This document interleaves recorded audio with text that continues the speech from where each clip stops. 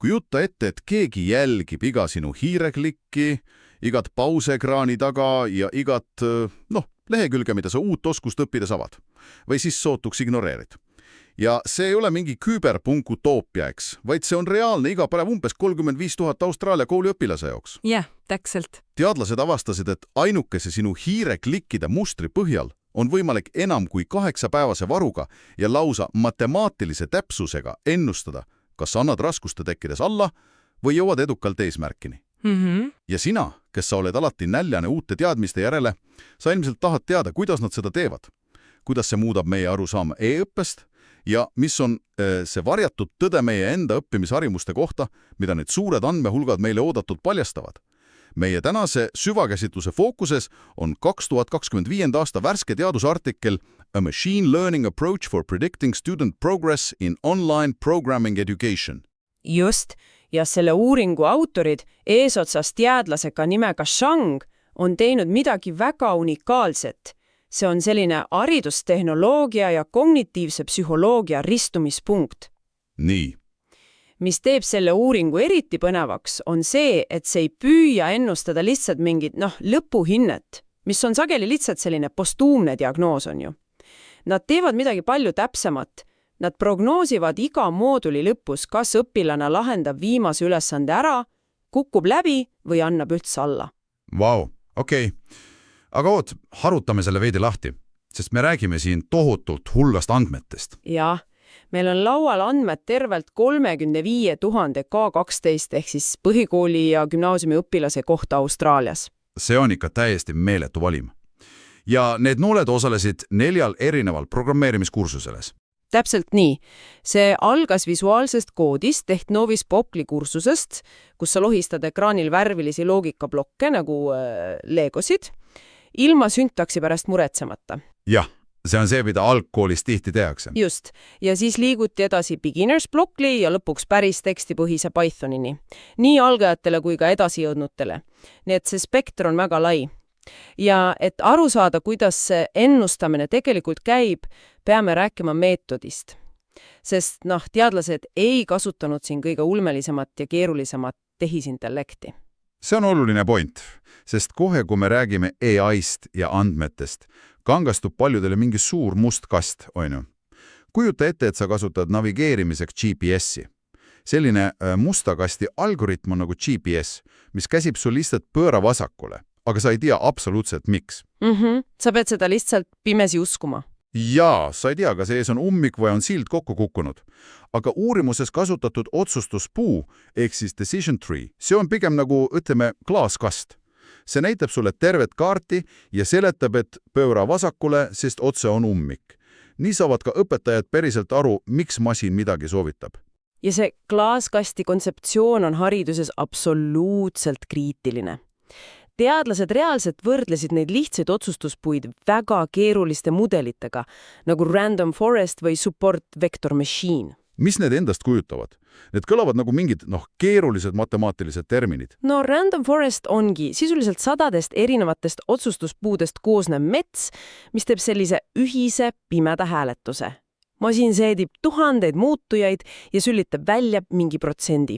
Okei, täpselt nagu see must kast, millest me rääkisime. Just. Aga tulemus. Need lihtsad inimsilmale täiesti loetavad otsustuspuud olid peaaegu sama täpsed kui need keerulised musta kasti mudelid. Nad saavutasid üle 85% täpsuse. Oota, üle 85%. Nii et sa ei kaota peaaegu üldse täpsuses, aga sa võidad tohutult selles arusaadavuses. Täpselt. Ja mis kõige olulisem, need andsid õpetajatele selgeid reegleid, mida nad reaalselt oma igapäevases klassruumis kasutada saavad. Sest õpetaja ei saa ju toetuda tööriistale, mis jagab õpilastele diagnoose, aga keeldub neid argumenteerimast. Jah, see võtab pedagoogilt igasuguse kontrolli. Mõtle ise oma töö peale, eks? Kas eristaksid tööriista, mis teeb sinu eest mingi suure otsuse, aga ei selgita seda kuidagi? Või natuke lihtsamat tööriista, mille loogikas sa ise päriselt ka aru saad? Ma arvan, et vastus on üsna ilmselge. Aga okei, kui see mudel on paigas ja meil on see nii-öelda klaaskast, siis mida see meile õpilaste käitumise kohta tegelikult näitas? Lähme tehnoloogia juurest inimeste juurde tagasi. See ongi see koht, kus asi läheb tõeliselt põnevaks.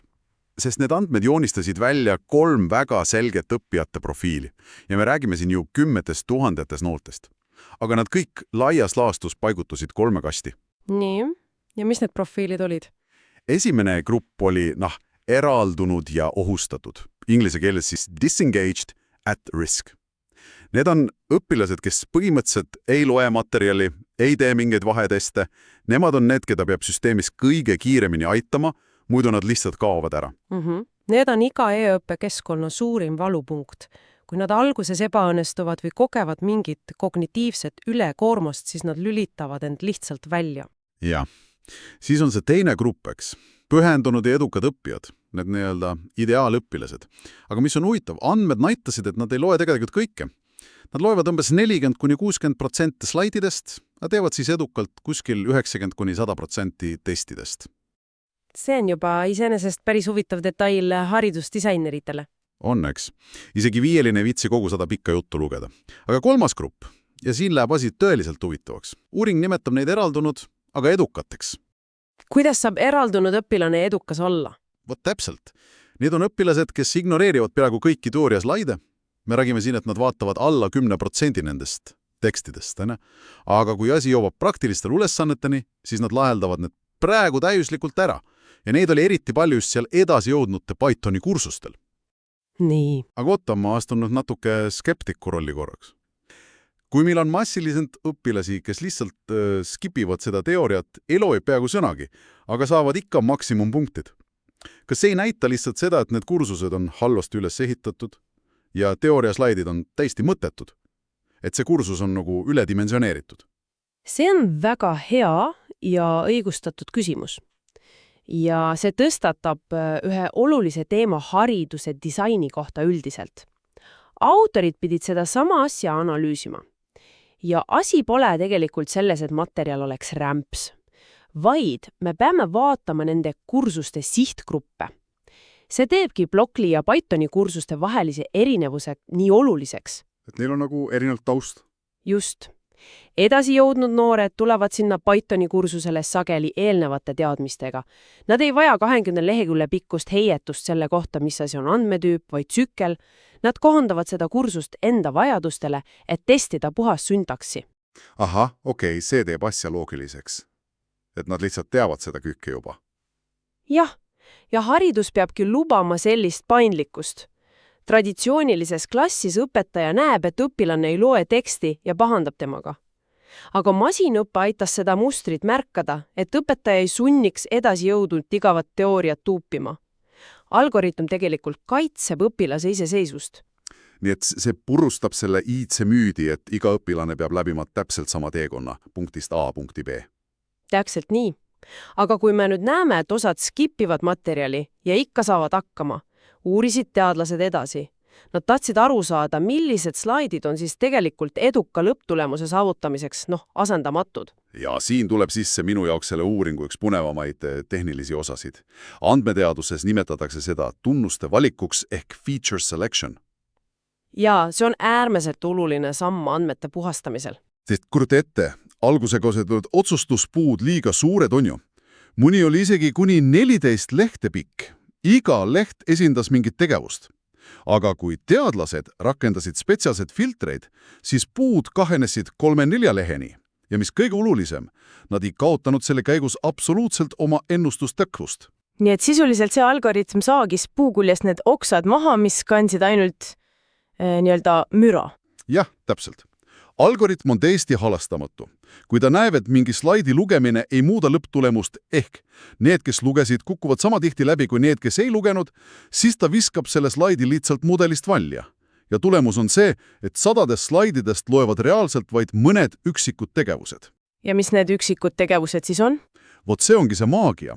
Uuring näitas väga selgelt välja efekti, mida me tegelikult teame, aga masinad nüüd kinnitavad. Sa pead silmas tegija-efekti ehk the doer effect? Just, the doer effect. Need alles jäänud oksad puul. Need olid peaaegu eranditult seotud vaheülesannete ehk inglise keeles problem slides lahendamisega, mitte passiivse lugemise või sisu tarbimisega. Aktiivne praktika võidab passiivsed tarbimised igal juhul, alati. See on väga tugev sõnum. See kinnitab jälle seda, kuidas meie aju tegelikult õpib, kuidas sina uusi asju õpid. Kas sa istud raamatukogus ja loed 5 raamatut jalgrattasõidu teooriast? Ei, sa istud sadulasse, kukud korraks põlve marraskele ja õpid tasakaalu hoidma. See käed külge lähenemine on kriitilise tähtsusega ja aktiivne vigade tegemine ning nende parandamine tekitab neid närviühendusi, mida passiivne lugemine lihtsalt ei suuda. Täpselt. Aga seal uuringus oli veel üks huvitav detail, mis puutus just nimelt seda ebaõnnestumist. Sa rääkisid põlvemarraskile kukkumisest, aga andmed näitasid, et klassikalist failimist ehk hindega fail saamist, seda oli masinal tegelikult väga raske ennustada. Oota, miks? Kas see polnudki siis nii lihtne, et masin ütleb, sina saad 2, sina saad 5? Ei, sest seda reaalset faili juhtus andmetes väga harva, alla 5% juhtudest. Ahaa, sest programmeerimine ise ongi ju pidev katsetamine.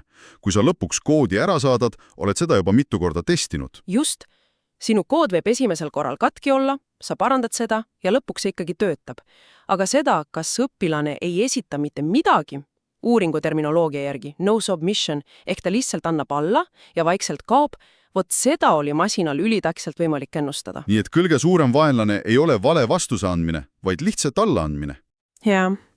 Ja masin suudab selle allaandmise riski ära tunda ainukese selle pealt, kas sa varasemates moodulites jätsid need väiksed praktilised katsetused tegemata või mitte.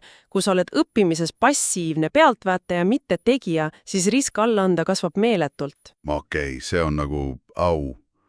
See viib meid tegelikult otse kõige olulisema küsimuseni. Mida me kogu selle teadmisega peale hakkame? Kuidas kogu see andmeteadus aitab päriselt õpetajal vältida seda, et õpilane kuskil e-õppes lihtsalt vaikselt alla annab? Jaa, mis on asja praktiline väärtuseks? Ja mida see kõik tegelikult tähendab? Siit tuleb uuringu kõige praktilisem ja minu meelest kõige lahedama vastus. Need otsustuspuu mudelid suutsid õpilase allaandmist ennustada keskmiselt 176–196 tundi ette. See on päris pikk aeg. See on umbes 7,3–8,2 päeva. Üle nädala aega enne viimase ülesande reaalset tähtaega. Kui me seome selle laiema pildiga, see pole ju lihtsalt mingi numbrimäng teadlastele. See on hiiglaslik hakken sekkumiseks. See on pedagoogiline päästerõngas. Absoluutselt. Kujuta ette, see otsustuspuu, kuna see on nii kirge ja kiire algoritm, see töötab platvormi taustal reaalajaseks.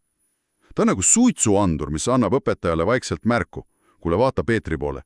Kui Peeter praegu just seda spetsiifilist slaid 3 ülesannet ära ei lahenda, siis tõenäosus ütleb, et järgmisel nädalal ta langeb kursuselt täielikult välja.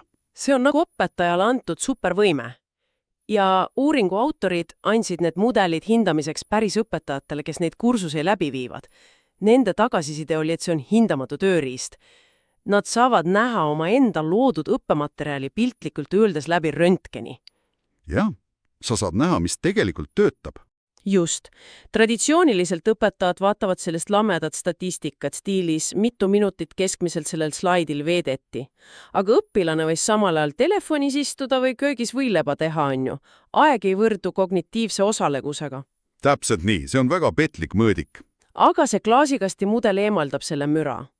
Kui mudel näitab õpetajale, et teatud teooriaslaid langes ennustusest täielikult välja, et sellel pole mingit korrelatsiooni õpilasele õppetukkusega, siis õpetaja teab, et see slaid on pedagoogiliselt väärtusetu ja ta saab selle lihtsalt eemaldada ja hoida kokku nii enda kui ka õpilaste aega. See ongi asja tuum. Me rääkisime sellest, kuidas masinõppe kõlab tihti hirmutavalt, aga kui see on ehitatud inimlikult ja arusaadavalt, nagu see klaasikast, siis see ei asenda ju õpetajat. Ei, kindlasti mitte. See ei võta temalt tööd ära, vaid annab talle reaalsed supervõimed märgata andmetes mustreid, mida lihtsalt palja silmaga on võimatu näha. Ja minule isiklikult meeldib kõige rohkem see, et see kogu kompleksne Austraalia teadusuuring tõestas puhta matemaatikaga ära väga vana elulise tõe, tehes õpib alati rohkem kui lugedes. Aktiivne praktika on kõige alus. Olen täiesti nõus. Ja tegelikult, kui me räägime nendest varjatud mustritest, siis see jätab meile väga provokatiivse mõtte, mida pureda. Nii, lase tulla.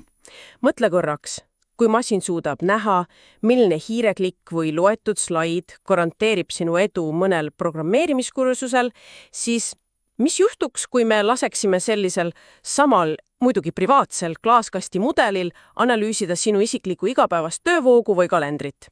Vau, okei. Ja milline slaid või tilluke harjumus sinu päevas on tegelikult see, mis reaalselt ennustab näiteks sinu lägipõlemist? Või vastupidi, mis on see tegevus, mis käivitab sinu suurima edu ja produktiivsuse? See on väga hea küsimus, sest tihti me teeme asju lihtsalt harjumusest, on ju? Just nimelt. Võib-olla teed sa iga päev rutiinselt midagi aeganõudvat, mida saaksid täiesti rahuliku südamega vahele jätta. Nagu need edukad õpilased jätsid vahele teooriaslaide. Ja sa lihtsalt ei tea seda veel, sest sul puudub isiklik röntgenaparaatuna enda elu jaoks. See on tõesti mõte, mis jääb pikaks ajaks kummitama. Meil kõigil on päevadesse oma isiklik müra. Asjad, mida me teeme kohusetundest, unustades selle, mis tegelikult meid eesmärgile lähemale viib. Nii et siinkohal järgmine kord, kui sa midagi uut õpid või isegi oma homset tööpäeva planeerid, siis küsi endalt, kas sa oled passiivne teooria lugeja või sa oled see aktiivne tegija. Ära lihtsalt loe teooriat, mine tee käed mustaks. Aitäh, et meiega sellele rännakule tulid ja tegutsemiseni.